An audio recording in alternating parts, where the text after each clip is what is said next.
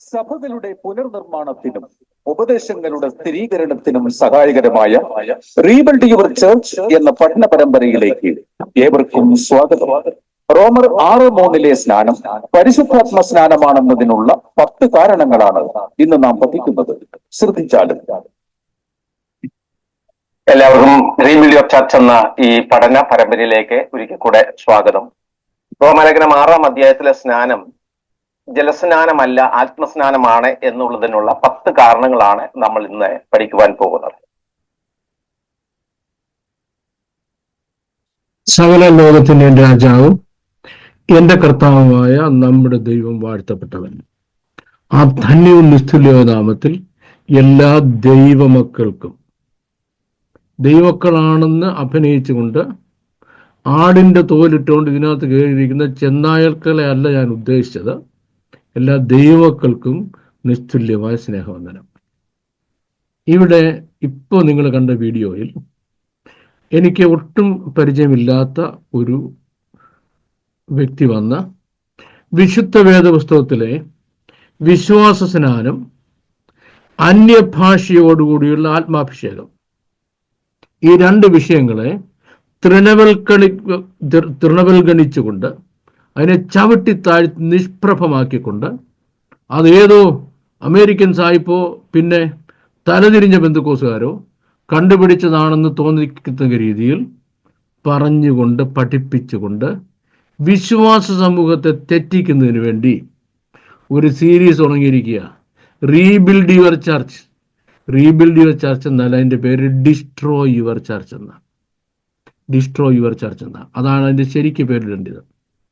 ഇനി ഇവിടെ പ്രതിപാദിക്കുന്ന വിഷയങ്ങളോട് ഉള്ള എൻ്റെ പ്രതികരണമാണ് ഞാനിവിടെ പറയാൻ ഉദ്ദേശിക്കുന്നത്. അതിൽ പ്രാരംഭമായിട്ട് ചില മുഖവരയായ ചില കാര്യങ്ങൾ പറയേണ്ടിയിരിക്കുന്നു. ഒന്നാമത്തെ കാര്യം, ഇവിടെ പറയുന്ന ഈ ആളിനെ എനിക്ക് പരിചയമില്ല.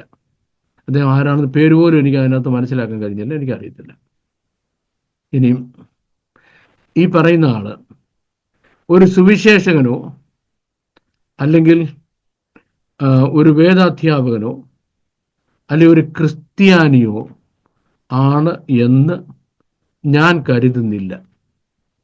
അതുകൊണ്ട് തന്നെ ഒരു ദൈവവൈദ്യരനെ, ഒരു ക്രിസ്ത്യാനിയെ, ഒരു സുവിശേഷകനെ അഭിസംബോധന ചെയ്യുമ്പോൾ ഉപയോഗിക്കുന്ന ബഹുമാനപുരസ്കരമായ പദങ്ങൾ വേദപുസ്തകത്തിലുണ്ട്, ക്രിസ്ത്യ സമൂഹത്തിലുണ്ട്. അതൊന്നും ഇദ്ദേഹത്തെ അഭിസംബോധന ചെയ്യാൻ പറയുവാൻ ഞാൻ ഉദ്ദേശിക്കുന്നില്ല. കാരണം വിശുദ്ധ വേദപുസ്തക പ്രകാരം it does not belong to that category. ഒരാൾക്ക് അർഹമല്ലാത്ത കാറ്റഗറിയിൽ അദ്ദേഹത്തെ പെടുത്തി ആ പേരിൽ വിളിക്കുക എന്ന് പറഞ്ഞാൽ ആ ഡെസിഗ്നേഷനുള്ള അപമാനവും പിന്നെ ആ വ്യക്തിയോടുള്ള അധിക്ഷേപവുമാണ്. ഞാൻ ഇംഗ്ലണ്ടിൽ നിന്ന് വീഡിയോ ചെയ്യുന്നതുകൊണ്ട് നിങ്ങൾ കണ്ടിട്ട് ബ്രിട്ടീഷ് പാർലമെന്റിൽ MP ആയിരിക്കുന്ന ബാബു ജോൺ അല്ലെങ്കിൽ ബ്രിട്ടീഷ് മിനിസ്റ്റർ ആയിരിക്കുന്ന ബാബു ജോൺ എന്ന് എന്നെ പറഞ്ഞാൽ ആ സ്ഥാനത്തിന് തന്നെ ഒരു അപമാനമല്ലേ? അത് എനിക്ക് തന്നെ എന്നെ ഇകഴ്ത്തി കാണിക്കുന്നതല്ലേ? ഞാനത് അല്ലല്ലോ. അപ്പം ഈ വ്യക്തി ഒരു ദൈവദാസനോ ദൈവഭക്തനോ ക്രിസ്ത്യാനിയോ സുവിശേഷകനോ ഒന്നും ആയി വിളിക്കപ്പെടാൻ അർഹനല്ല. എന്തുകൊണ്ട്?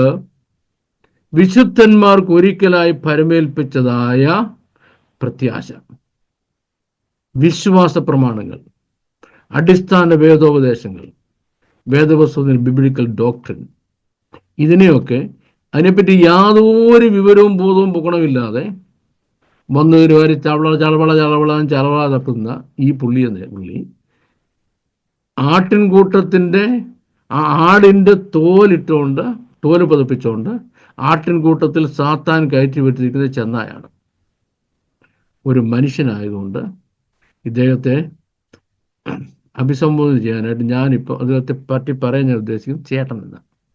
അപ്പോൾ ഈ ചേട്ടൻ പറഞ്ഞ കാര്യങ്ങൾ, ഇതിന് എന്തെങ്കിലും ഒരു വിശദീകരണമോ ഒരു ജസ്റ്റിഫിക്കേഷൻ അല്ലെങ്കിൽ ഒരു ക്ലാരിഫിക്കേഷൻ ഈ ചേട്ടനോട് ഞാൻ ചോദിക്കുന്നില്ല. എന്താ ചോദിക്കാത്ത കാര്യം ഇത്രയേ ഉള്ളൂ. ചില ജീവികളെ ബാബു എന്ന് കുറച്ചുകൊണ്ടിരിക്കും. അത് കുറേ ആശയങ്ങളൊക്കെ കൺവേ ചെയ്തെന്ന് നമുക്കറിയാം. പക്ഷെ അതിനകത്ത് ഗ്രാമർ ഇല്ല, സ്ട്രക്ചർ ഇല്ല, കോമ്പോസിഷൻ ഇല്ല, വെക്കാബുലറി ഇല്ല, പെനൻസിയേഷൻ ഇല്ലെന്ന് പറഞ്ഞ് നമ്മൾ ആ ജീവിയെ കളയിക്കേണ്ട കാര്യമുണ്ടോ? കാര്യം അതിനിങ്ങനെ ബാബു പറയാനേ അറിയത്തുള്ളൂ. അതിനോട് എടാ നീ പറഞ്ഞ എൻ്റെ സബ്ജക്റ്റ് എന്തോ, പ്രെഡിക്കേറ്റ് എന്തോ, വേർബ് എന്തോ, ആഡ്ജക്റ്റീവ് എന്തോ, ആഡ് വേർബ് എന്തോ, പ്രിപ്പോസിഷൻ എന്തോ, കൺജങ്ഷൻ എന്തുവാ, സെൻറ്റൻസ് സ്ട്രക്ചർ എന്തുവാണ്, സിമ്പിൾ ആണോ, കോംപ്ലക്സ് ആണോ, കോമ്പൗണ്ട് സെൻറ്റൻസ് ആണോ, ഒക്കെ ഇതിനോട് ചോദിക്കുന്ന മനുഷ്യന് എന്തോ ചെയ്യാം എന്ന് പറയാൻ പോലെ ഈ ചേട്ടനോട് ഞാൻ ഒന്നും ചോദിക്കുന്നില്ല. കാരണം ചേട്ടന് ഒന്നും അറിയത്തില്ലെന്നുള്ളത് എനിക്കങ്ങനെ മനസ്സിലായി. ആ ചേട്ടൻ പറഞ്ഞതല്ല മനസ്സിലായത്. അപ്പം ഞാനെന്തിനാ ഈ വീഡിയോ ചെയ്യുന്നത്? ഇത് കേട്ടും വഴിതെറ്റിപ്പോവാൻ സാധ്യതയുള്ള ആളുകൾ ധാരാളമുണ്ട്. അതുകൊണ്ട് അങ്ങനെയുള്ള ആളുകൾ വഴിതെറ്റിപ്പോകാതിരിക്കാൻ ഈ ചേട്ടൻ പറയുന്നതൊക്കെ മണ്ടത്തരമാണ്. ചേട്ടനൊന്നും അറിയത്തില്ല. പിന്നെ ചേട്ടൻ എന്തുകൊണ്ട് പറയുന്നത്? അതിൻ്റെ കാര്യമുണ്ട്. ദൈവപ്രതിമയായ യേശുക്രിസ്തുവിൻ്റെ തേജസ്സുള്ള സുവിശേഷത്തിൻ്റെ പ്രകാശനം ശോഭിക്കാതിരിക്കണം. അതിന് ഈ ലോകത്തിനെതിരും ഗോഡ് ഓഫ് ദിസ് വേൾഡ് സാത്താൻ അവിശ്വാസികളുടെ മനസ്സ് കുരുടാക്കി. അങ്ങനെ മനസ്സ് കുരുടായി പോയൊരു ചേട്ടൻ ഇവിടെ വന്നിട്ട് ഇങ്ങനെ ചലവള പറയാണ്.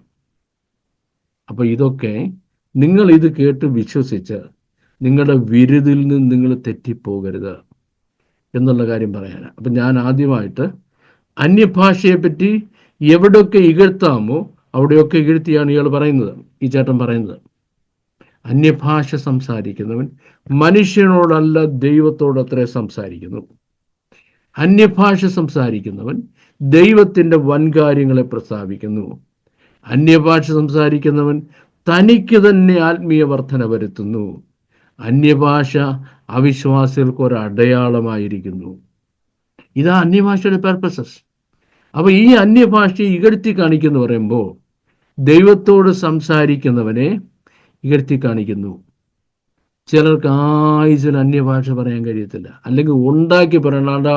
പോലീസ് സ്റ്റേഷനിൽ ഒരു കള്ളം വിളിച്ച് പറഞ്ഞില്ലേ, അങ്ങനെ പറയണം. കാരണം അന്യഭാഷ സംസാരിക്കണമെങ്കിൽ അത് ദൈവത്തോടെ സംസാരിക്കുന്നത്. ദൈവം നമ്മുടെ പിതാവാണെങ്കിൽ ആ പിതാവുമായിട്ട് റൈറ്റ് റിലേഷനിൽ എത്താൻ കഴിയുന്ന ദൈവമക്കൾ അന്യഭാഷ സംസാരിക്കും.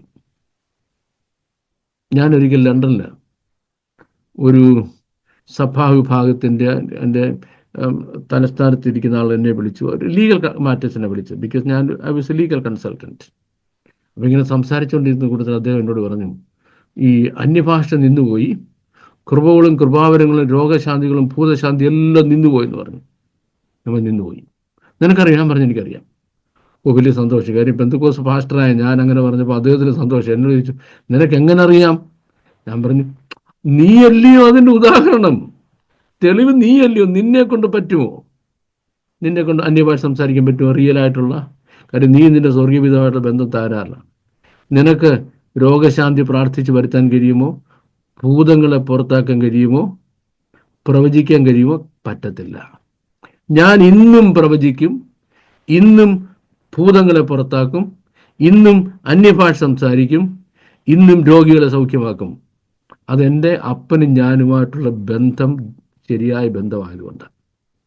ഇതില്ലാത്ത ആളുകൾ ഞങ്ങളും ദൈവമക്കളാണ് എന്ന് കാണിക്കുന്നതിന് വേണ്ടി ഇതൊന്നും ഇവരെ കൊണ്ട് പറ്റത്തില്ല.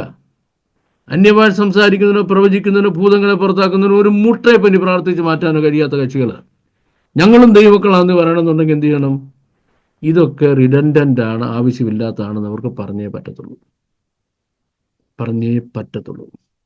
ഈ ക്രിസ്തീയ സ്നാനം എന്നുള്ള വിശ്വാസ സ്നാനത്തെ പറ്റി എൻ്റെ വേറൊരു വീഡിയോ നെറ്റിലുണ്ട്. അതുകൊണ്ട് സ്നാനത്തിൻ്റെ ഉപദേശം എന്ന വിഷയത്തിലേക്ക് ഞാൻ കടക്കുന്നില്ല. അതിനല്ല ഞാൻ ഉദ്ദേശിക്കുന്നത്. മറിച്ച് ഈ ചേട്ടൻ പറഞ്ഞ കാര്യങ്ങളുടെ പറഞ്ഞ കാര്യങ്ങൾ എത്രയോ തെറ്റും മണ്ടത്തരമാണ് എന്ന് തെളിയിക്കുന്നതിന് മാത്രമേ ഇപ്പം ഞാനിവിടെ ഉദ്ദേശിക്കുന്നുള്ളൂ. അത് ഞാൻ സംസാരിക്കുന്നത് ഈ ചേട്ടൻ്റെ വീഡിയോ കേൾക്കാൻ സാധ്യതയുള്ള പബ്ലിക്കിനോടല്ല ആണ്, ഈ ചേട്ടനോടല്ല. ചേട്ടൻ തിരിച്ച് എന്നോടൊന്നും പറയുകയും വേണ്ട, എനിക്ക് ചേട്ടൻ പറയുന്നതുകൊണ്ട് കേൾക്കുകയും വേണ്ട, അതിനുള്ള സമയം എനിക്കില്ല. അപ്പം നമുക്ക് മണ്ടത്തരങ്ങളുടെ ഘോഷയാത്ര ഏതായാലും നമുക്കത് കാണാം. അതും ഇടയ്ക്കിടയ്ക്ക് വരുന്നുണ്ടല്ലോ, നോക്കിയേ. അതിനു മുൻപായി ഈ ആത്മസ്നാനം എന്ന ഈ വിഷയം ഇത്ര വിവാദമാകാനുള്ള കാരണം എന്താണ് എന്ന് ഒട്ടുമിക്ക ആൾക്കാർക്കും അറിയാം, ഒരുപക്ഷെ ചിലർക്ക് അറിയില്ല എന്ന് വന്നേക്കാം. പരിശുദ്ധാത്മാവ് ഒരു വിശ്വാസിയിൽ നടത്തുന്ന അതിപ്രധാനമായ 6 പ്രവർത്തനങ്ങൾ എന്ന് പറയുന്നത് ആത്മ അച്ചാരം, ആത്മമുദ്ര, ആത്മാദിവാസം, ആത്മസ്നാനം, ആത്മാഭിഷേകം, ആത്മനിറവ് എന്നിവയാണ്. ഈ ചേട്ടൻ പറഞ്ഞ ഒന്നാമത്തെ കാര്യം 6 കാര്യങ്ങളാണ്.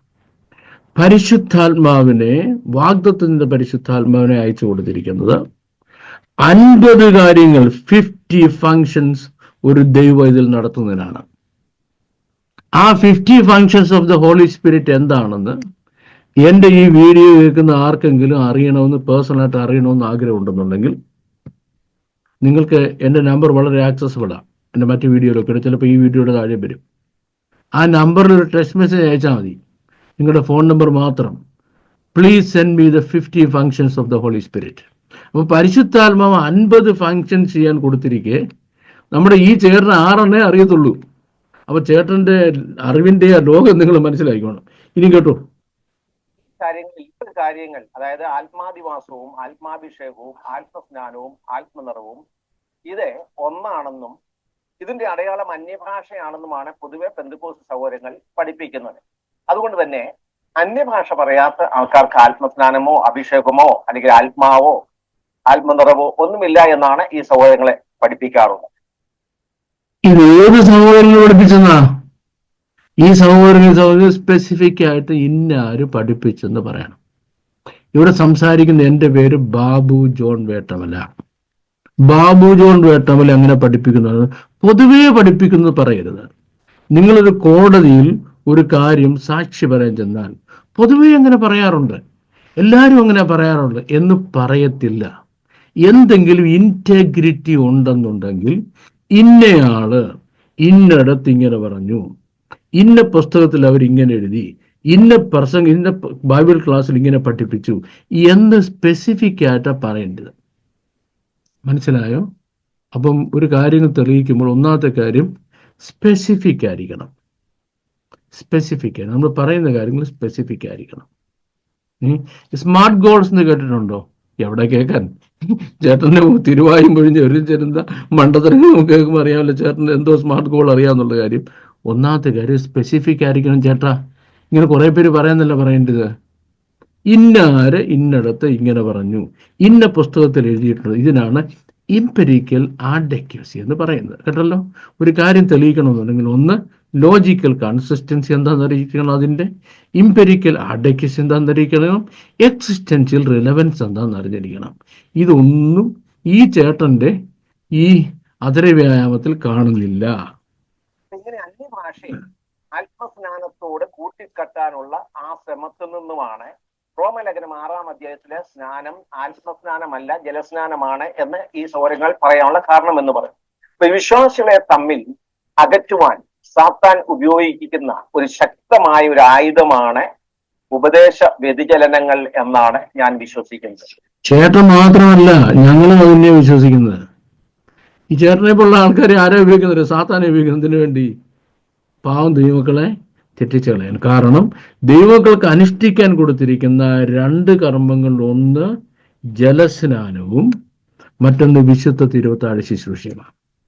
ആ ജലസ്നാനത്തെയും ആത്മസ്നാനത്തെയും തമ്മിൽ കൺഫ്യൂസ് ചെയ്യിക്കെന്ന് പറയുമ്പോൾ ജലസ്നാനം എടുക്കുന്നതിൽ നിന്ന് ആളുകളെ പിന്തിരിപ്പിക്കാൻ സഹായിക്കുന്നു ഈ ചേട്ടനെ പോലുള്ള ആളുകൾ. ദൈവമക്കൾ അന്യോന്യം ആദരിക്കുകയും സ്നേഹിക്കുകയും ആത്മീയ കൂട്ടായ്മകൾ ഒക്കെ അതിൽ മുമ്പോട്ട് പോകേണ്ടതും ആവശ്യമാണ്. ദൈവമക്കൾ ഇടയ്ക്ക് ആടിന്റെ തോലിട്ടുകൊണ്ടിരുന്ന ചെന്നായ്ക്കളുണ്ടല്ലോ, ഞങ്ങളും ദൈവ ഇതിലാണ് എന്നെയും ബഹുമാനിക്കണം എന്ന് പറയുമ്പോൾ ദൈവമക്കളെ അന്യോന്യം ബഹുമാനിക്കേണ്ടത്. അല്ലാതെ ആടിന്റെ തോല് വിട്ടുകൊണ്ട് കയറുന്ന ചെന്നായ്ക്കളെ ബഹുമാനിക്കാൻ വേദപുസ്തകം പറഞ്ഞിട്ടില്ല. ഗലാത്യ ലേഖനം നിങ്ങളെപ്പോലുള്ളവരെ എന്താ വിളിക്കേണ്ടതെന്ന് അടിവരയിട്ട് പറഞ്ഞിട്ടുണ്ട്. പക്ഷെ ഞാനിപ്പോൾ അങ്ങനെ വിളിക്കുന്നില്ല, ഞാൻ ചേട്ടനെന്നേ വിളിക്കുന്നുള്ളൂ. അതിനെതിരായി തടസ്സം നിൽക്കുന്ന, അതിനെതിരായിട്ടുള്ള ഒരു വലിയ തടസ്സം എന്ന് പറയുന്നത് ഉപദേശത്തിലുള്ള ഈ വ്യതിചലനങ്ങളാണ്. ആത്മസ്നാനത്തെ കുറിച്ച് വളരെ തെറ്റായ അഭിപ്രായങ്ങളാണ് ഈ സഹോദരങ്ങളുടെ മധ്യത്തിലുള്ളത്. ഒന്ന്, അവർ പറയുന്നത് ഇതൊരു 2ാമത്തെ അനുഗ്രഹമാണ്, സെക്കൻഡ് ബ്ലെസ്സിങ് എന്നാണ് പറയുന്നത്. അതിന്റെ അടയാളം അന്യഭാഷയാണ്. അപ്പൊ ഇത് ആദ്യമായി പഠിപ്പിച്ചത് ചാൾസ് പർഹാം എന്ന് പറയുന്ന ഒരു അമേരിക്കക്കാരനായ സായിപ്പ. അദ്ദേഹം നമ്മൾ ആദ്യം ചെയ്യേണ്ടത്, ഈ അമേരിക്കൻ സായിപ്പുമാർക്ക് ഒരുപാട് വിവരദോഷമുണ്ട്. അത് വെസ്റ്റേൺ തിയോളജി എന്ന പേരിൽ ഇങ്ങനെ ഇറങ്ങി വരുന്നുണ്ട്. ഈ അമേരിക്കൻ സായിപ്പ് ഇറക്കുന്ന വെസ്റ്റേൺ തിയോളജി എന്ന് പറഞ്ഞാൽ വിട്ടിത്തരങ്ങളല്ല, വേദപുസ്തകം എന്ത് പറയുന്നു എന്നുള്ളതാണ് പറയേണ്ടത്. ഉപജ്ഞാതാവ് എന്ന് പറയുന്നത്. അതുപോലെ കത്തോലിക്കരും കരിസ്മാറ്റിക്കാരും ഒക്കെ മാമോദീസ, ആദ്യ കുർബാന, ദിവ്യബലി എന്നിവയുടെ തുടർച്ചയായി അതിന്റെ അനുബന്ധമായി ലഭിക്കുന്നതാണ് ഈ ആത്മസ്നാനം അല്ലെങ്കിൽ അന്യഭാഷ എന്നാണ് കരിസ്മാറ്റിക്കരും മറ്റും പഠിപ്പിക്കുന്നത്. ഇനി കത്തോലിക്കരെ പറ്റി മനസ്സിലാക്കണം. കത്തോലിക്കർ ക്രിസ്ത്യാനികളാണെന്ന് അവരേ പറയുന്നില്ല. അവർ തന്നെ തള്ളിക്കളഞ്ഞ ഒരു പട്ടം എന്തിനാ അവരുടെ മണ്ടേ കൊണ്ട് ചാർത്തുന്നത്? ക്രിസ്ത്യാനികളെ പറ്റി പറയണം. കാത്തോലിക്സ് എന്ന് പറയുന്നത് ഒരു റിലിജിയനാണ്. ആ മതത്തിൽ എന്ത് വിശ്വസിക്കുന്നു എന്നുള്ളത് ക്രിസ്ത്യാനിറ്റിയുമായിട്ട് യാതൊരു ബന്ധമുള്ള കാര്യങ്ങളല്ല. ചേട്ടന് അത്രയും പോലും അറിയത്തില്ല. ക്രിസ്ത്യാനിറ്റിയെ പറ്റി പറയുമ്പം ക്രിസ്ത്യാനിറ്റിയെ പറ്റി പറയണം. ഏക്കെന്താന്ന് പറയുമ്പോൾ പൂക്കെന്നല്ല പറയേണ്ടത്. അരി എത്രയെന്ന് ചോദിക്കുമ്പോൾ പയർ അഞ്ഞാഴി എന്നല്ല പറയേണ്ടത് കേട്ടോ. അപ്പൊ ക്രിസ്ത്യാനിയും കത്തോലിക്കരും രണ്ടാണ് എന്നുള്ള കാര്യം ആദ്യം മനസ്സിലാക്കണം. കുറേ പുസ്തകങ്ങളൊക്കെ ഇരിക്കുന്നല്ലോ, ചേട്ടൻ വായിച്ചിട്ടുണ്ടായിരിക്കും അല്ലയോ? അതൊക്കെ നല്ലോണം വായിക്കാന്നുണ്ടെങ്കിൽ ഞാൻ ഈ പറഞ്ഞ ഡിഫറൻസ് മനസ്സിലാക്കാം. അല്ല ചുമ്മാ പുസ്തകമെല്ലാം കൊണ്ട് കൊണ്ട് വെച്ചിട്ട് യാതൊരു കാര്യവുമില്ല. തിരുവഴുത്ത് എന്താണ് ആത്മസ്നാനം സംബന്ധിച്ച് പഠിപ്പിക്കുന്നത് എന്നാണ് നമ്മൾ ശ്രദ്ധിക്കാൻ പോകുന്നത്. ആത്മസ്നാനത്തെ കുറിച്ച് പുതിയ നിയമത്തിൽ 7 വാക്യങ്ങളാണുള്ളത്. മത്തായിയുടെ സുവിശേഷം 3-ാം അധ്യായത്തിന്റെ 11-ാമത്തെ വാക്യം, മർക്കോസ് സുവിശേഷം 1:8, ലൂക്കോസ് 3:16, യോഹന്നാൻ 1:33, അപ്പോസ്തലപ്രവൃത്തി 1:5, അതുപോലെ 11:16 വാക്യം. ഇതിലാദ്യത്തെ 4 വാക്യങ്ങൾ യോഹന്നാൻ സ്നാപകനും, അപ്പോസ്തലപ്രവൃത്തി 1:5 യേശു ക്രിസ്തുവും, 11:16 പത്രോസും, 1 കൊരിന്ത്യർ 12-ാം അധ്യായം 13 പൗലോസും പറഞ്ഞതാണ്. ആത്മസ്നാനത്തിന് അന്യഭാഷയുമായി എന്തെങ്കിലും ബന്ധമുണ്ടോ? ഒരു ബന്ധവുമില്ല എന്നുള്ളതാണ് തിരുവഴുത്ത് പഠിക്കുമ്പോൾ നമുക്ക് കാണാൻ സാധിക്കുന്നത്. ആത്മസ്നാനവും അന്യഭാഷയുമായിട്ട് എന്തെങ്കിലും ബന്ധം ചേട്ടന് കാണാൻ കഴിഞ്ഞില്ല. ആ പറഞ്ഞ ചേട്ടൻ പറയും 100% ശരിയാ. 100% ശരിയാ. ചേട്ടനെ കാണാൻ കഴിഞ്ഞില്ല. എനിക്ക് കാണാൻ കഴിയാത്ത എന്തെല്ലാം കാര്യങ്ങൾ ഈ ലോകത്തുണ്ട്. അപ്പൊ അതിൻ്റെ അർത്ഥം ഒന്നും ഇല്ലെന്ന്. ഞാൻ കണ്ടത് മാത്രമേ ലോകത്തുള്ളൂ, ഞാൻ കാണാത്തൊന്നും ലോകത്തില്ല. ഇതാരുടെ കുഴപ്പമാണ്? അത് ആ വസ്തുക്കളുടെ കുഴപ്പമല്ല, എനിക്കത് കാണാനുള്ള കഴിവില്ലെന്നുള്ളതാണ്. സിമ്പിൾ. ചേട്ടനത് കാണാൻ പറ്റത്തില്ല. ഏത് അന്യഭാഷാ ഭാഷണവും ആത്മാഭിഷേകവും തമ്മിൽ എന്തെങ്കിലും ബന്ധമുള്ളതായിട്ട് ചേട്ടനെ കാണാൻ കഴിയുന്നില്ല. അത് ചേട്ടൻ്റെ കുഴപ്പമാണ് കേട്ടോ. വേദപുസ്തകം നല്ലപോലെ ഒന്ന് പഠിക്കാമെന്നുണ്ടെങ്കിൽ ഈ കുറേ പുസ്തകങ്ങൾ വെച്ചിരിക്കുന്നുണ്ടല്ലോ, ആ പുസ്തകങ്ങളൊക്കെ തൽക്കാലം മാറ്റി വെച്ചിട്ട് വിശുദ്ധ തിരുവഴുത്തുകളെടുത്ത് പ്രാർത്ഥനയോടൊന്ന് വായിച്ചു നോക്കിയാൽ ഈ ബന്ധം എന്താണെന്ന് മനസ്സിലാക്കാം. ഇല്ലാത്തത്തോളം കാലം മനസ്സിലാക്കാൻ പോകുന്നില്ല ചേട്ടാ. ആ 7 വാക്യങ്ങളിലും ആത്മാ സ്നാനത്തോടുള്ള ബന്ധത്തിൽ പറയുന്നുവെങ്കിലും അവിടെ അന്യഭാഷ എന്ന ഒരു പദം നമുക്ക് കാണുവാൻ സാധിക്കില്ല. അപ്പൊ എല്ലാ വിശ്വാസികൾക്കും ആത്മസ്നാനം ഉണ്ട് എന്നുള്ളതാണ് 1 കൊരിന്ത്യർ 12:13 റോമർ ലേഖനം 6-ാം അധ്യായത്തിന്റെ 3-ാമത്തെ വാക്യത്തിൽ നിന്ന് നമുക്ക് കാണുവാൻ സാധിക്കും. അപ്പൊ ബൈബിൾ പറയുന്നു എല്ലാ വിശ്വാസികൾക്കും ആത്മസ്നാനമുണ്ട്. എന്നാൽ എല്ലാ വിശ്വാസികൾക്കും ആത്മസ്നാനം ഉണ്ടെന്ന് ബൈബിൾ പറയുന്നില്ല. എല്ലാ വിശ്വാസികൾക്കും ആത്മസ്നാനമുണ്ട് എന്ന് ബൈബിൾ പറയുന്ന ഒരു വാക്യം പോലും വേദപുസ്തകത്തിലില്ല. പക്ഷെങ്കിൽ അങ്ങനെ വ്യാഖ്യാനിക്കാൻ കാരണം സാത്താൻ താനും വെളിച്ചദൂതന്റെ വേഷം ധരിക്കുന്നത് കൊണ്ട് എന്ത് ചെയ്യാം, നല്ല കുറെ പുസ്തകങ്ങളൊക്കെ പുറകിലിങ്ങനെ നിരത്തി വെച്ചിട്ട് അതിൻ്റെ മുമ്പ് വന്ന് ഇങ്ങനെ ഇരിക്കുന്ന ആൾക്കാർ ആയിരിക്കും, ഇത് മുഴുവൻ വായിച്ച് പഠിച്ച ഒരു മഹാജ്ഞാനി വന്നിരിക്കുക, കണ്ടില്ലയോ എന്തോത്രം പുസ്തകങ്ങളാണ് അതിൻ്റെ പുറകിൽ വെച്ചിരിക്കുന്നത്. അങ്ങനെ അല്ല ചേട്ടാ. ഒരു വാക്യം പോലും എല്ലാ വിശ്വാസികൾക്കും ആത്മസ്നാനം ലഭിച്ചുവെന്ന് തെളിയിക്കാൻ കഴിയുന്ന ഒരു വാക്യം പോലും വിശുദ്ധ വേദപുസ്തകത്തിൽ ഇല്ല. അതാ അതിന്റെ സത്യം. അല്ലെ ചേട്ടന്റെ പേരിൽ വേദപുസ്തകം എഴുതി വായിക്കായിരിക്കും, അതെനിക്കറിയത്തില്ല. അത് മാത്രമല്ല 1 കൊരിന്ത്യർ 12:30 വാക്യത്തിൽ എല്ലാവരും അന്യഭാഷയിൽ സംസാരിക്കുന്നു, ആ ചോദ്യത്തിന് ഉത്തരം ഇല്ല എന്നുള്ളതാണ്. അപ്പൊ അതുകൊണ്ട് അന്യഭാഷ എല്ലാവർക്കും ഉണ്ട് എന്ന് പറയുമ്പോൾ അതിന്റെ അടയാളം അന്യഭാഷയാണ് എന്നും പഠിപ്പിക്കുമ്പോൾ തെറ്റായ നിലയിൽ അന്യഭാഷ പറയുന്ന പ്രവണത ഉണ്ടാകാൻ സാധ്യതയേറുന്നു. അത് അന്യഭാഷ എല്ലാവർക്കും ഉണ്ടെന്ന് ആരും പഠിപ്പിക്കുന്നില്ല ചേട്ടാ. കാര്യം പരിശുദ്ധാത്മാവിന്റെ കൃപാവരങ്ങൾ ഒരെണ്ണമാണ് അന്യഭാഷ. That is not the only one gift. അതാണ് ഒരേ ഒരു ഗിഫ്റ്റ് എന്ന് ആരും പഠിപ്പിക്കുന്നില്ല. കാര്യം വിശുദ്ധ വേദപുസ്തകം അങ്ങനെ പറയുന്നില്ലല്ലോ, അല്ലേ? ആത്മാവിന്റെ വരങ്ങളോ എന്ന് പറഞ്ഞ് ആ ഗിഫ്റ്റ് പറയുന്നിടത്താണ് എന്ത് പറയുന്നത്. അതിൽ എത്രാമത്തെ ഗിഫ്റ്റാ? ഫസ്റ്റ് അല്ല, ശ്രദ്ധിച്ചോണം, ഫസ്റ്റ് അല്ല. ഈ കുറെ താഴെ വരുമ്പോഴാ അന്യഭാഷ പറയുന്നത്, ഭാഷാവരത്തെ പറ്റി പറയുന്നത്. അപ്പൊ അങ്ങനെ ആരും പഠിപ്പിക്കുന്നില്ല കേട്ടോ.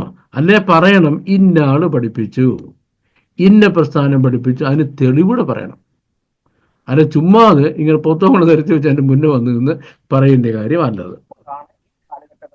നമ്മൾ കേൾക്കുന്ന ഇങ്ങനെയുള്ള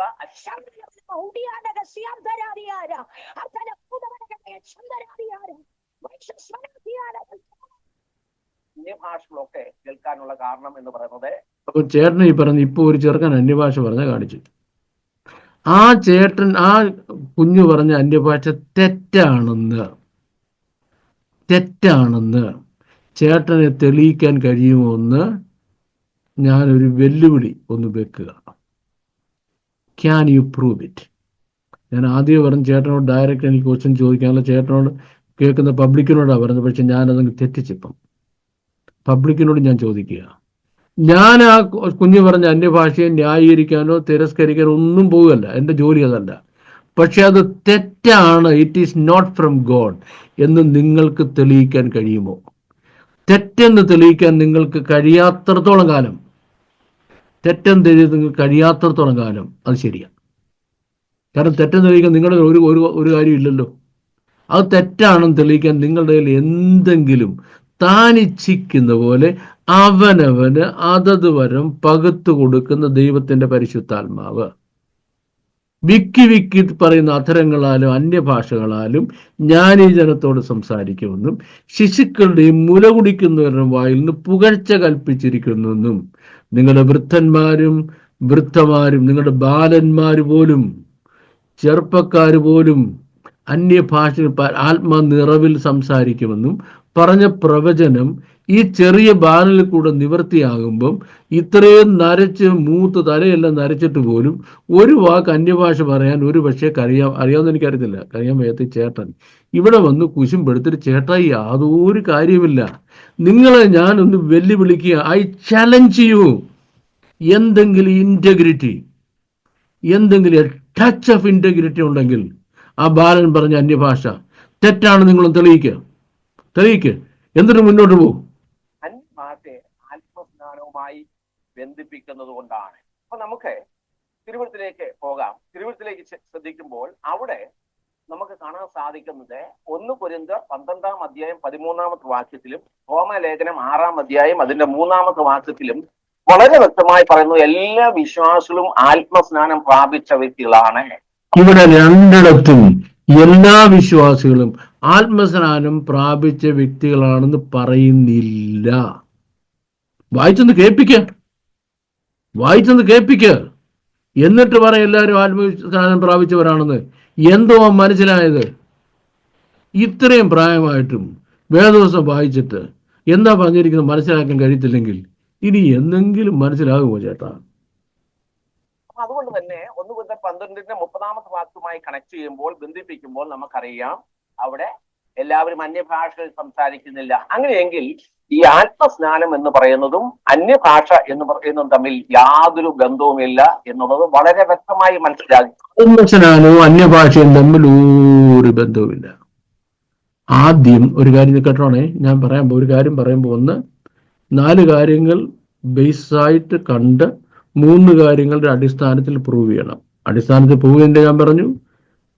ഏത് 3 കാര്യങ്ങളാണ്? 1 ലോജിക്കൽ കൺസിസ്റ്റൻസി, ഇംപെരിക്കൽ അഡക്വസി, എക്സിസ്റ്റൻഷ്യൽ റെലവൻസ്. ഈ 3 കാര്യങ്ങൾ നിങ്ങൾ തൊട്ടിട്ടില്ല. അടുത്ത കാര്യം, ഈ പറയുന്ന കാര്യത്തിന്റെ what is the Genesis of it, what is the etymology of it, what is the moral spiritual issues involved in it, what is the destiny of it. Genesis, etymology, morality, destiny. ഈ 4 കാര്യങ്ങൾക്കകത്ത് വെച്ച് ഒരു ഉപദേശ സത്യത്തെ നിങ്ങൾക്ക് തെളിയിക്കാൻ പറ്റത്തുള്ളൂ. ഇത് ഡോക്ടറിനിലെ മാറ്ററാണ്. ഇത് 3 പറയാതെ ഞാൻ മുമ്പേ പറഞ്ഞ ഒരു ജീവി കുരയ്ക്കുമെന്ന് പറഞ്ഞല്ലോ, എന്ന് പറയാൻ പോലെ കുരയ്ക്കുക. അതുകൊണ്ട് ഇതൊന്നും ചോദിക്കാൻ പറ്റാത്തത്. നിങ്ങൾ ഈ പറഞ്ഞതിൻ്റെ എറ്റിമോളജി എന്തുവാ എന്ന് ചോദിക്കാൻ കഴിയുന്നത് എന്താണ്? കാര്യം ഈ പറഞ്ഞതിനകത്തൊന്നുമില്ല. അതുകൊണ്ട് ഈ വേദഭാഗത്തിലേക്ക് മടങ്ങി വരാം. റോമലേഖനം 6-ാം അധ്യായത്തിൽ യേശുക്രിസ്തുവിനോട് ചേരുവാൻ സ്നാനം ഏറ്റവരായ നാം എന്നുള്ള ആ പ്രയോഗം നമ്മൾ അവിടെ വായിക്കുന്നുണ്ട്. അവിടെ 6-ന്റെ 3-ാമത്തെ വാക്യത്തിൽ ഈ സ്നാനം എന്ന വാക്ക് എന്താണെന്ന് മനസ്സിലാക്കിയാൽ ഈ ആത്മസ്നാനം എന്താണെന്ന് നമുക്ക് മനസ്സിലാവുവാൻ ഇടയാവും. ഇനി കേട്ടോണം, സ്നാനം എന്താണെന്നും ആത്മസ്നാനം എന്താണെന്നും മനസ്സിലാക്കിയാൽ ഇവിടെ പറഞ്ഞ് മനസ്സിലാക്കാൻ കഴിയും. അപ്പൊ ചേട്ടനോട് ഞാൻ ആദ്യം പറയാം, അല്ല ചേട്ടന്റെ കേൾവിക്കാരോട് ആദ്യം പറയാം. സ്നാനമെന്നും ആത്മസ്നാനമെന്നും രണ്ട് ടെർമിനോളജീസ് വിശുദ്ധ തിരുവെഴുത്തുകളിൽ, പ്രത്യേകിച്ച് വിശുദ്ധ പുതിയ നിയമത്തിലുണ്ട്. വിശുദ്ധ പുതിയ നിയമത്തിലുള്ള കാര്യമാണ്. പക്ഷെങ്കിൽ അത് പറയുമ്പോൾ ആളുകൾക്ക് ആശയക്കുഴപ്പം ഉണ്ടാകാതിരിക്കാൻ വിശുദ്ധ തിരുവെഴുത്ത് എന്താ ചെയ്യുന്നറിയാമോ? ഒന്നാമത്തെ കാര്യം, അത് ജലസ്നാനമാണെങ്കിൽ സ്നാനമെന്ന് പറയുകയും അല്ല ആത്മസ്നാനമാണെങ്കിൽ ആത്മസ്നാനമെന്ന് എടുത്ത് പറയുകയും ചെയ്യും. ജലസ്നാനമാണെങ്കിൽ സ്നാനമെന്നേ പറയത്തുള്ളൂ. ആത്മസ്നാനമാണെങ്കിൽ ആശയക്കുഴപ്പം ഉണ്ടാകാതിരിക്കാൻ ആത്മസ്നാനമെന്ന് എടുത്ത് പറയും. ഈ ചേട്ടനത് അറിയത്തില്ല. ഇതാ ചേട്ടാ കുഴപ്പമെന്ന് പറയുന്നത്. ഏക്കെന്തോ പൂക്കെന്തോ എന്ന് മനസ്സിലാകാതെ ഓരോ കാര്യങ്ങൾ എഴുന്നള്ളിക്കരുതെന്ന് പറയുന്നതിൻ്റെ കാര്യം ഇതാ കേട്ടോ. സ്നാനം, ജലസ്നാനം എന്ന് പറയുമ്പോൾ തമ്മിൽ ആശയക്കുഴപ്പം ഉണ്ടായിരിക്കാൻ പരിശുദ്ധാത്മാവ് അന്നേ എഴുതുമ്പം സ്നാനം ജലസ്നാനമാണെങ്കിൽ സ്നാനമെന്നും അല്ല ആത്മസ്നാനമാണെങ്കിൽ ആത്മസ്നാനമെന്നും എടുത്തു പറയും. എന്തിന്? 21 നൂറ്റാണ്ടിൽ വരുമ്പോൾ ഇങ്ങനെ ഈ ചേട്ടനെ പോലുള്ള വിഷജീവികൾ കയറി വന്നിട്ട് ദൈവജനത്തെ ആശയക്കുഴപ്പത്തിലാക്കുന്ന പരിശുദ്ധാത്മാവിന് ദൈവത്തിന്റെ ഫോർനോളജിൽ അന്നേ അറിയാമായിരുന്നത് കൊണ്ട്. ഓക്കെ, ഇനി നമുക്ക് കാര്യത്തിലേക്ക് വരാം. ഈ സ്നാനം എന്ന് പറയുന്നത് മുക്കുക അല്ലെങ്കിൽ നിമജ്ജനം ചെയ്യുക എന്നുള്ള ആ പദമാണ് ഗ്രീക്കിൽ ബാപ്റ്റിസോ എന്ന ആ പദത്തിനുള്ളത്. ഒരു വസ്തുവിനെ ഒരു പുതിയ ചുറ്റുപാടുകളിലേക്ക് അല്ലെങ്കിൽ ഒരു വ്യക്തിയെ ഒരു പുതിയ ചുറ്റുപാടുകളിലേക്ക് മാറ്റുന്ന ആ ഒരു പ്രവൃത്തിയാണ് ബാപ്റ്റിസോ അല്ലെങ്കിൽ സ്നാനം എന്നതുകൊണ്ട് പൊതുവെ ഉദ്ദേശിക്കുന്നത്. പ്രത്യേകിച്ചും തുണി വ്യവസായത്തോടൊക്കെ ബന്ധപ്പെട്ടാണ് ഈ പദം ഈ ഗ്രീക്ക് ഭാഷയിൽ ഉപയോഗിച്ചിട്ടുള്ളത്. നമുക്കറിയാം, വസ്ത്രത്തിന് നിറങ്ങൾ കൊടുക്കുന്ന അല്ലെങ്കിൽ ചായം മുക്കുന്ന ഒരു സംവിധാനമുണ്ട്. ആ ചായക്കൂട്ടിലേക്ക് ഒരു വസ്ത്രത്തെ മുക്കിയെടുക്കുമ്പോൾ അതൊരു പുതിയ നിറമായി മാറുന്നു, പുതിയൊരു അവസ്ഥയിലേക്ക് വരുന്നു. ഇതാണ് ഈ ബാപ്റ്റിസോ എന്ന ആ വാക്കിന്റെ അർത്ഥം എന്ന് പറയുന്നത്. ഇവിടെ ഇനി പറയാനുള്ളത്, ഈ ചേട്ടൻ പറഞ്ഞതിനെക്കാട്ടില് നമുക്ക് മണ്ടത്തരത്തിന് ഇതിനെക്കാട്ടി ഭംഗിയായിട്ടൊരു വേർഷൻ കൊടുക്കാൻ പറ്റത്തില്ല. ഒന്നാമത്തെ കാര്യം, ഈ സ്നാനത്തിന്റെ എറ്റിമോളജി എന്താണെന്ന് അറിയണം. സ്നാനം എന്ന് പറയുന്നത് ഒരു ഗ്രീക്ക് എറ്റിമോളജി അല്ല. അതിന്റെ എറ്റിമോളജിക്കൽ കൺസെപ്റ്റ് തുണി കഴുകി ചായം മാറ്റുന്നതും അല്ല കേട്ടോണം. ഡോക്ട്രിൻ ഓഫ് ബാപ്റ്റിസം എന്ന് പറഞ്ഞ് തുടങ്ങുന്നത് ഓൾഡ് ടെസ്റ്റ്മെന്റിലാണ്, വിശുദ്ധ പഴയ നിയമത്തിലാണ്. വിശുദ്ധ പഴയ നിയമത്തിൽ അത് ആദ്യം നമ്മൾ കാണുന്നത് ലേവ്യ പുസ്തകം 8-ാം അധ്യായത്തിന്റെ 8-ാം അധ്യായത്തിന്റെ 5 മുതൽ 9 വരെയുള്ള വാക്യങ്ങളിൽ ഒരു കഴുകലിനെ പറ്റി പറയുന്നുണ്ട്. എപ്പോഴാ കഴുകുന്നത്? ഒരാളിന്റെ സ്റ്റേറ്റസിന് മാറ്റം വരിക. നേരത്തെ ഇയാള് ഒരു ലേവ്യ ഗോത്രത്തിൽ ജനിച്ച ആളായിരുന്നു. ഇപ്പോൾ അയാൾ ടെമ്പിൾ ശുശ്രൂഷയ്ക്ക് വേണ്ടി ഉയർത്തപ്പെടുകയാണ്. ഇപ്പോൾ അയാളെ പൂർണ്ണമായിട്ട് കഴുകണം. അത് കഴിഞ്ഞ് ശുശ്രൂഷയിൽ ഉയർന്ന് അയാൾ ഏതുവരെ വരാം? മഹാപുരോഹിതൻ വരെ വരാം. ഓരോ സമയത്ത് അയാളുടെ സ്റ്റേറ്റസ് ചേഞ്ച് ചെയ്യുമ്പോഴും സ്റ്റേറ്റസ് ചേഞ്ച് ചെയ്യുന്നതിന്റെ സിമ്പലായിട്ട് അയാളെ പൂർണ്ണമായിട്ട് കഴുകണമായിരുന്നു. ഇതിന് റാക്കാസ്റ്റ് എന്ന് പറഞ്ഞാൽ റാക്കാറ്റ്സ്, അത് ജൂവിഷ് ടെർമിനോളജിയാണ്, ഗ്രീക്ക് അല്ല. വിശുദ്ധ വേദപുസ്തകത്തിലെ ടെർമിനോളജീസ് എക്സ്പ്ലെയിൻ ചെയ്യാൻ ഗ്രീക്ക് അല്ല, അതൊരു വിജാതീയ ഭാഷയാണ്, അതൊരു അശുദ്ധ ഭാഷയാണ്. അതിനകത്തല്ല വേദപുസ്തകത്തിന്റെ ടെർമിനോളജി എക്സ്പ്ലെയിൻ ചെയ്യേണ്ടതെന്നുള്ളത് ആദ്യം മനസ്സിലാക്കണം. ഇത് തുണി കഴുകുന്ന പരിപാടി അല്ല ചേട്ടാ. ഇനി അടുത്തത്, പൂർണ്ണമായി നിമജ്ജനം ചെയ്യുക എന്ന അർത്ഥം വരുന്ന പ്രയോഗം 2 രാജാക്കന്മാരുടെ പുസ്തകം 5-ാം അധ്യായത്തിന്റെ 13-14 വാക്യങ്ങൾ പറഞ്ഞിട്ടുണ്ട്. 7 പ്രാവശ്യം ഈ നയമാൻ മുങ്ങി പൊങ്ങുന്നത്. ഓക്കെ, അതിന് ടാബാൽ എന്ന ഹീബ്രു ടെർമിനോളജി ഉപയോഗിച്ചിരിക്കുന്നത്. അപ്പൊ വിശുദ്ധ വേദപുസ്തകത്തിലെ സ്നാനത്തിന് ഈ ഗ്രീക്കിലെ തുണി കഴുകലുമായിട്ട് ബന്ധമില്ല. എന്താണത് കാണിക്കുന്നത്? ഒരാളുടെ സ്റ്റേറ്റസ് മാറിക്കഴിഞ്ഞു. ഒരാള് പാപിയായിരുന്നു, അവനിപ്പം മാനസാന്തരപ്പെട്ടിരിക്കുന്നു. Now he has repented. അപ്പൊ സ്റ്റേറ്റസ് ഓഫ് റിപ്പൻറ്റൻസിൽ അവരെത്തി എന്ന് കാണിക്കുന്നതിന് വേണ്ടി യോഹന്നാൻ മാനസാന്തര സ്നാനം കൊടുത്തു. നമ്മുടെ വാഴ്ത്തപ്പെട്ട കർത്താവ് അതിനുശേഷം വന്ന് രക്ഷയുടെ ഉപദേശം സ്ഥാപിച്ചു കഴിഞ്ഞപ്പോൾ ബാപ്റ്റിസം ഫോർ സാൽവേഷൻ നിലവിൽ വരും. That means before that I was unsaved, now I am saved. അതാ സ്നാനം. ഇനി എത്ര സ്നാനങ്ങളുണ്ട്? എബ്രായ ലേഖനത്തിൽ സ്നാനങ്ങളുടെ ഉപദേശം എന്ന് പറയാൻ കാര്യം എന്താ? ഒന്നിലധികം സ്നാനമുണ്ട്. ഉദാഹരണം, അപ്പോസ്തലനായ പൗലോസ് എഫെസോസിൽ ചെന്നപ്പം ഒരു കൂട്ടം സഹോദരന്മാരെ കണ്ടു. അവർ വിശ്വസിച്ചിട്ട് പരിശുദ്ധാത്മാവിനെ പ്രാപിച്ചെന്ന് ചോദിച്ചപ്പം ഒരു പിടിയില്ല. അവർ വിശ്വാസികളില്ലയോ? അപ്പൊ ആത്മസ്നാനം ഇല്ലായിരുന്നോ? അവരോട് ഞങ്ങൾ കേട്ടിട്ടേ ഇല്ല. ചോദ്യം, പിന്നെ ഏതാണ് അതിൻ്റെ സ്നാനം? യോഹന്നാന്റെ സ്നാനമായിരുന്നു. അത് ശരി, പറ്റത്തില്ല മക്കളെ. യേശുക്രിസ്തുവിന്റെ നാമത്തിൽ എന്ന് പറയും. യേശുക്രിസ്തു പറഞ്ഞതുപോലെ പിതാവിന്റെയും പുത്രന്റെയും പരിശുദ്ധാത്മാവിന്റെ നാമത്തിൽ സ്നാനമേൽക്കാൻ പറഞ്ഞു. രണ്ടാമതേ അതാ വിശ്വാസ സ്നാനം എന്ന് പറയുന്നത്. ഏറ്റു കഴിഞ്ഞപ്പോൾ അവർക്ക് എന്ത് കിട്ടി? അവർക്ക് പരിശുദ്ധാത്മാഭിഷേകം കിട്ടി, അല്ലേ? അപ്പം നമ്മുടെ വാഴ്ത്തപ്പെട്ട കർത്താവിന്റെ സ്നാനത്തെ പറ്റി പറയുമ്പോൾ യോഹന്നാൻ പറഞ്ഞു, ഞാൻ നിങ്ങളെ വെള്ളത്തിൽ സ്നാനം കഴിപ്പിക്കുന്നേ ഉള്ളൂ, എൻ്റെ പിന്നാലെ ഒരാൾ വരുന്നു, അദ്ദേഹം നിങ്ങളെ പരിശുദ്ധാത്മാവിലും തീയിലും സ്നാനപ്പെടുത്തുമെന്ന് പറഞ്ഞത് റോങ് ട്രാൻസ്ലേഷനാണ്. യോഹന്നാൻ സ്നാപകൻ എന്ന യഹൂദൻ വിശുദ്ധ എബ്രായ ഭാഷയിൽ പറഞ്ഞത് അവൻ നിങ്ങളെ പരിശുദ്ധാത്മാവ് എന്ന തീ കൊണ്ട് സ്നാനപ്പെടുത്തുമെന്ന. പരിശുദ്ധാത്മാവിലും പിന്നെ തീയിലും സ്നാനപ്പെടുത്തുമെന്നല്ല, പരിശുദ്ധാത്മാവ് എന്ന തീ കൊണ്ട് സ്നാനപ്പെടുത്തുമെന്നാണ് പറഞ്ഞത്. എന്ന് പറയുമ്പോൾ സഹിയാൻ മോളിയമറിയിൽ വന്നിരുന്ന 120 മേലെ ആത്മാവ് പതിഞ്ഞു. സ്നാനം എന്ന് പറയുമ്പോൾ ഒന്നീ നീ വെള്ളത്തിനകത്ത, അല്ല വെള്ളം നിന്റെ മണ്ടയ്ക്ക. മനസ്സിലായോ? അപ്പൊ അവരുടെ മണ്ടയ്ക്ക് ആത്മാവ് വന്നു, പതിഞ്ഞു. എന്തവാരും തെളിവ്? അവിടെ ആത്മസ്നാനം നടന്നോ? നടന്നു. എന്തവാ തെളിവ്? തീ കൊണ്ടുള്ള സ്നാനം നടന്നു. അഗ്നിജ്വാല പോലെ പിളർന്നിരിക്കുന്ന നാവുകൾ ഓരോരുത്തരുടെ മേലും പതിഞ്ഞു. അവരെ തീ കൊണ്ട് സ്നാനപ്പെടുത്തി ശുദ്ധീകരിച്ചു കഴിഞ്ഞപ്പം തെളിവെന്തവാ? ആത്മാവ് ഉച്ചരിക്കാൻ കൊടുത്തതുപോലെ ഓരോരുത്തർ അന്യഭാഷകളിൽ സംസാരിച്ചു. ഇനി അത് കഴിഞ്ഞപ്പോ നോക്കിക്കോണേ, ശമര്യക്കാര് വിശ്വസിച്ചു കഴിഞ്ഞപ്പോ അപ്പോസ്തലന്മാരവരുടെ കൈവച്ചപ്പോൾ അവർക്ക് പരിശുദ്ധാത്മാഭിഷേകം ലഭിച്ചു. എന്തവാ തെളിവ്? അന്യഭാഷകളിൽ സംസാരിച്ചു.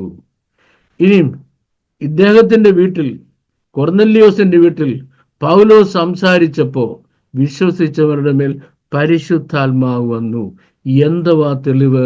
അന്യഭാഷകളിൽ സംസാരിച്ചു. ഈ ചേട്ടനെ ഇത്ര കുഴപ്പം ആൾക്കാർ അന്യഭാഷയിൽ സംസാരിക്കുന്നുണ്ട്.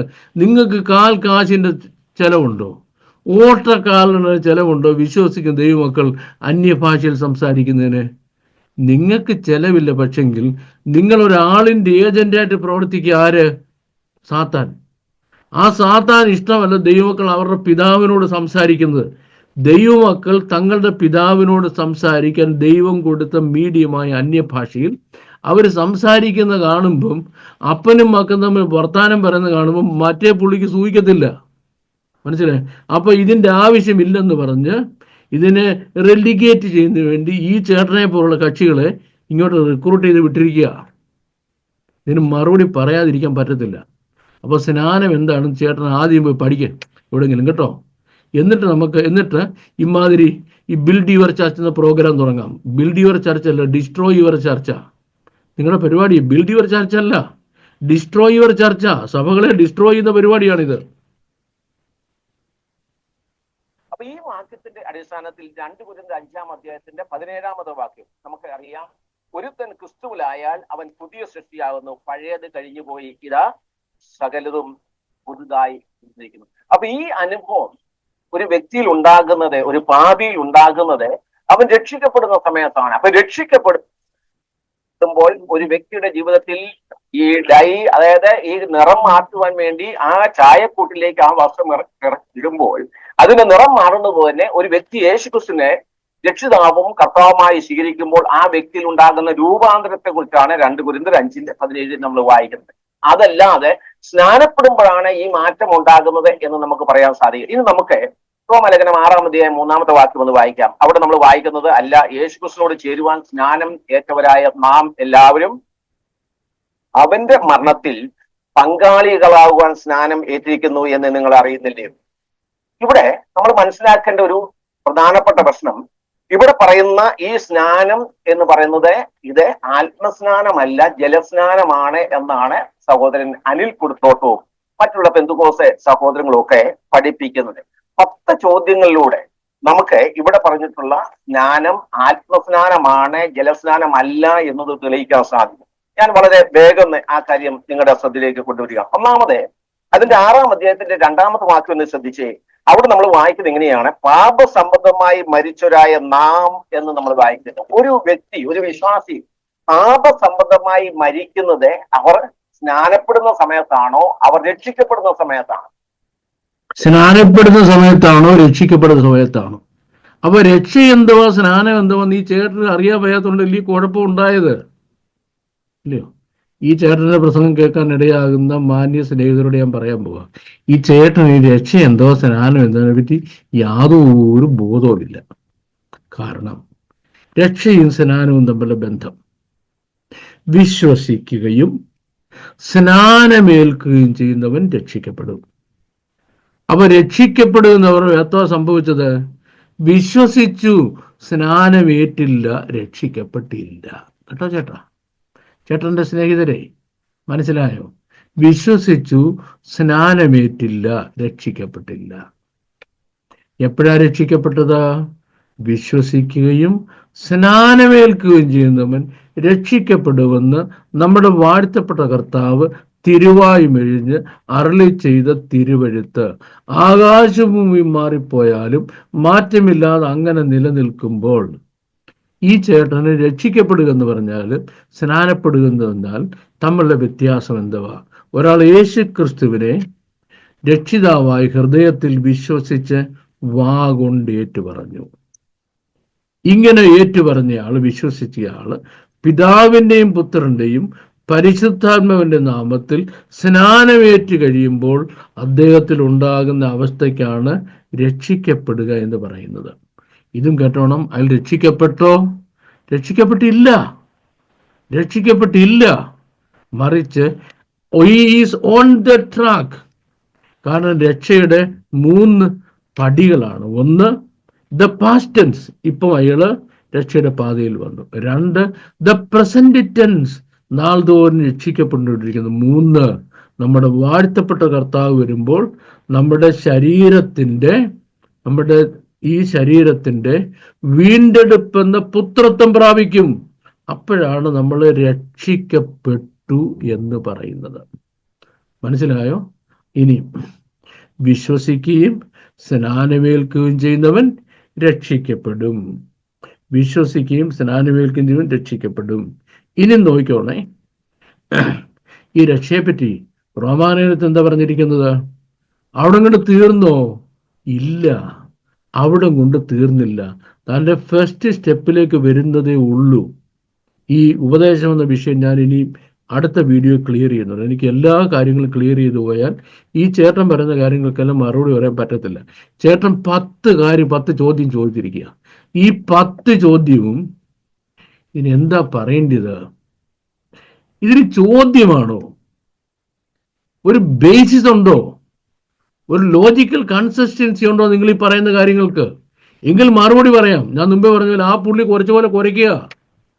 ഇതിനെങ്കാണ്ട് സബ്ജക്റ്റ് ഉണ്ടോ, പ്രെഡിക്കേറ്റ് ഉണ്ടോ, ടെൻസ് ഉണ്ടോ, വോയിസ് ഉണ്ടോ, എന്തോ എവിടുന്നാ ചോദ്യം ചോദിക്കാവുന്നത്? ഒന്ന് കേട്ടു നോക്കിയേ. അവർ ജലസ്നാനം ഏൽക്കുമ്പോഴല്ല, അവർ രക്ഷിക്കപ്പെടുമ്പോഴാണ് ഈ ജലസ്നാനം ഏൽക്കാതെ എങ്ങനെയാ ചേട്ടാ രക്ഷിക്കപ്പെടുന്നത്? അതൊന്ന് പറ. വിശ്വസിക്കുകയും സ്നാനമേൽക്കുകയും ചെയ്യുന്നവൻ രക്ഷിക്കപ്പെടുമെന്ന് പറയുമ്പോൾ ഇനിയും ഈ ജലസ്നാനം ഏൽക്കാതെ എങ്ങനെ രക്ഷിക്കപ്പെട്ടത്? അതോടൊന്ന് പറഞ്ഞേ, പറയാൻ ചേട്ടനെ കൊണ്ട് കഴിയുമോ? പറയാൻ കഴിയുമോ? കഴിയത്തില്ല, കഴിയത്തില്ല. ഇനി ഉഡായിപ്പുകളാണ്. ബാക്കി പറയുന്ന 10 ചോദ്യങ്ങളും ഉഡായിപ്പുകളുടെ സൂപ്പർലേറ്റീവാണ്. സ്വന്തമായി മരിക്കുന്നത്. അങ്ങനെയെങ്കിൽ റോമാലേഖനം 6-ാം അധ്യായം 3-ാമത്തെ വാക്യത്തിൽ പറഞ്ഞിട്ടുള്ള ഈ സ്നാനം ആത്മസ്നാനമാണ്. റോമാലേഖനം 6-ാം അധ്യായത്തിന്റെ 3-ാം ഭാഗത്തിൽ പറഞ്ഞിരിക്കുന്നത് ആത്മസ്നാനമാണെന്ന് ആരാ പറയേണ്ടത്? പറഞ്ഞ പൗലോസാ പറയേണ്ടത്. പൗലോസ് അങ്ങനല്ലല്ലോ പറഞ്ഞത്. തിരുവെഴുത്ത് അങ്ങനല്ലല്ലോ പറഞ്ഞത്. വേദോത്സവം പഠിപ്പിക്കുമ്പോൾ നമ്മുടെ വാഴ്ത്തപ്പെട്ട കർത്താവ് അതിന് ചില യാഡ്സ്റ്റിക് ഇട്ടു. ഒന്നാമത്തെ കാര്യം, തിരുവെഴുത്ത് എന്ത് പറയുന്നു, ആദിയിൽ എങ്ങനെയായിരുന്നു, അവിടെ എന്തെഴുതിയിരിക്കുന്നു, നീ എന്ത് വായിക്കുന്നു, നീ അവിടെ ജലസ്നാനമെന്ന് എഴുതി കണ്ടോ? ഒന്ന്. അതെ, ആത്മസ്നാനമെന്ന് എഴുതി കണ്ടോ? ഒന്ന്.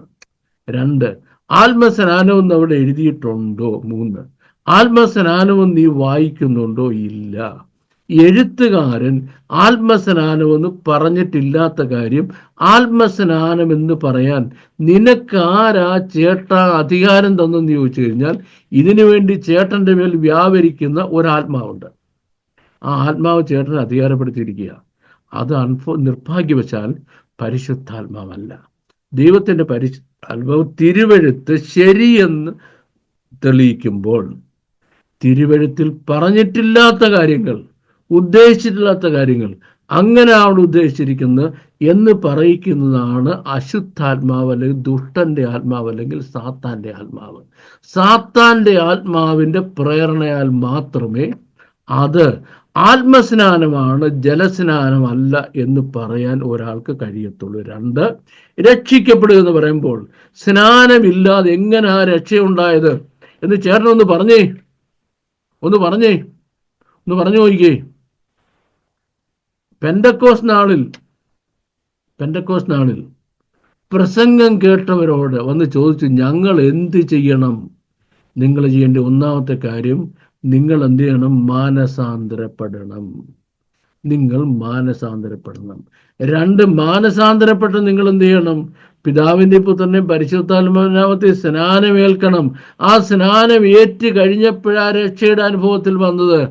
അവർക്കാണ് പരിശുദ്ധാത്മാവിന്റെ അഭിഷേകം ലഭിച്ചത്. അവർക്ക് ആ പരിശുദ്ധാത്മാവ് 4-ാമത്തെ അധ്യായത്തോട് വരണം. അവർ കൂടി ഇന്ന് പ്രാർത്ഥിച്ചപ്പം ആ ഇരുന്ന കെട്ടിടത്തിന്റെ അടിസ്ഥാനം ഇളകുന്ന പോലെ തോന്നി. ആത്മാവരുടെ മേൽ വന്നു. ഓരോരുത്തർക്കും ഉച്ചരിപ്പാൻ കൊടുത്തതുപോലെ അന്യഭാഷകൾ സംസാരിക്കുന്നത് കണ്ടു.